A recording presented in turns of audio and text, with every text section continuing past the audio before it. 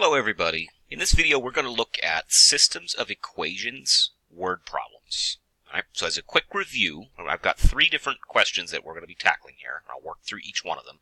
But just as a quick review, let's go over what is a system of equations problem in the first place without even doing the word problem.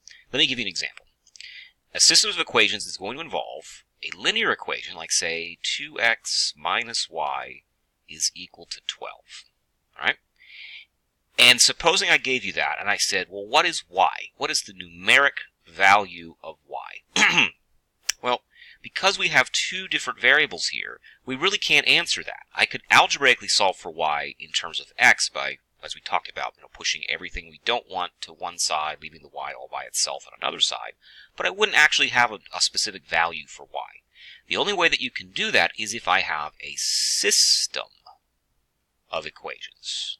And all that means is that I've got more than one featuring the same equations, right? Or the same variable, I should say.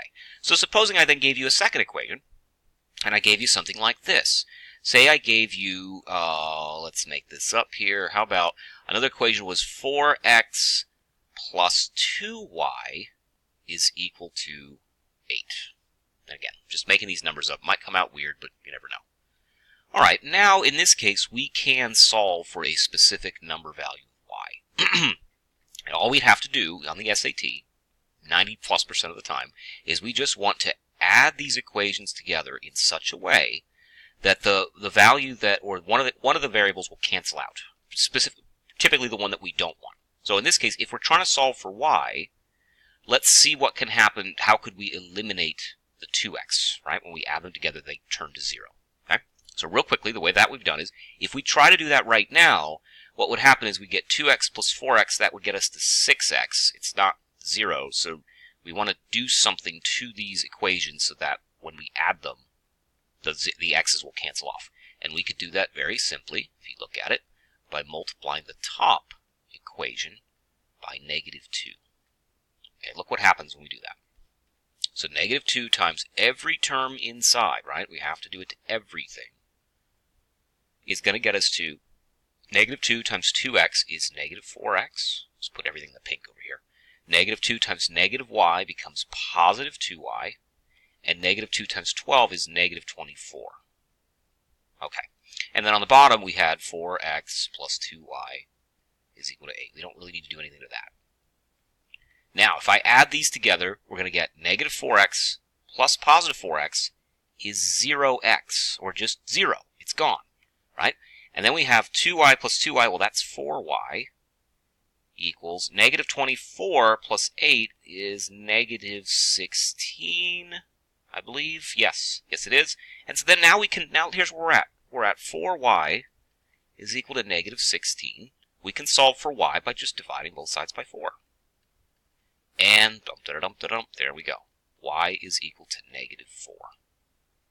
And we're done. So the key idea here with the systems of equations is you want to have your equations written down. I prefer to do it in a vertical fashion with one equation on top of the other. Makes it easier for when you're adding the row or the columns that you can see whether something's going to eliminate or not. And then it's just figuring out, okay, which variable are we looking for? Which one do they want us to solve? We had 2. They could have asked us to figure out what x was, but in this hypothetical question that I gave you, we wanted to find y. So that tells us we need to get rid of, cancel off the x's. Next step is just figuring out what would we need to multiply, either the top or the bottom, or sometimes both, so that when we add the x column together, they turn to 0. And then you just go from there. Okay, that's just a basic breakdown of how you figure out how to solve a systems of equations problem. Now, the video's running a little long, so I'm going to pause here for a moment. But before I do, I want to note, though, the complication would become, what if we were not directly given the equations? What if we were given a word problem? Well, that means we got one additional complicated step to follow. We're going to have to first figure out what our equations are and then solve them.